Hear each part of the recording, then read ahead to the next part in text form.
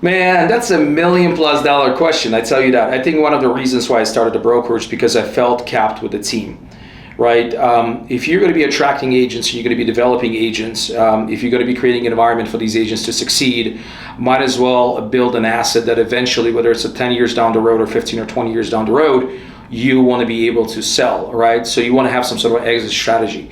That's number one. Number two, with the team, you're really kind of capped in terms of the progression of growth that your agents can have. Now, in other words, they can sell many homes, but eventually they're going to feel like they're not getting enough value for all these splits that you're charging, or they're not getting enough in terms of their own brand recognition, and they leave you, right? And to replenish that talent, it's hard. Bringing a new agent and get that agent to produce 25, 30, 40 transactions again on a yearly basis, it takes time. And most of the time, brand new agents do not work out, right? So for me, it was like, what can I give them in terms of the opportunity for growth within a brokerage? Couldn't really do that with the team. So for example, in our situation, you can start as a partner plus as a brand new agent with lots of one-on-one coaching, then progress to a partner model, then to the entrepreneur model. We can help you to build your own team. We can help you to run your own branch. And ultimately, you can own your own real estate brokerage along with owning a mortgage, title, and insurance company. And when you're on a team, or your team leader, you just do not have that type of ability to offer those type of opportunities to your agents.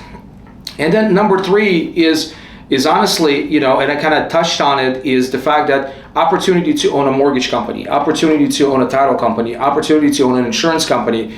Like, you cannot really do that as a team. Everything has to go through a brokerage, and most of the brokerages are very restrictive. They're very rigid. Most of them have their own mortgage company. They have their own title company in place. So they're very much restrictive in terms of who you can partner up with or what type of a company that you can own. So really, those were the three reasons. But the ultimate one was the fact that if I'm going to be bringing agents in, if I'm going to be developing these agents, right, might as well have a team in terms of a company, a brokerage, if you will, because at the end, if you decide to sell it, whether it's 5, 10, 15, 20 years down the road, there is a sellable asset, there is a company that you can sell, which unfortunately with the team, I mean, here and there are some outliers where the teams can be sold, but for the most part, you cannot really sell the team.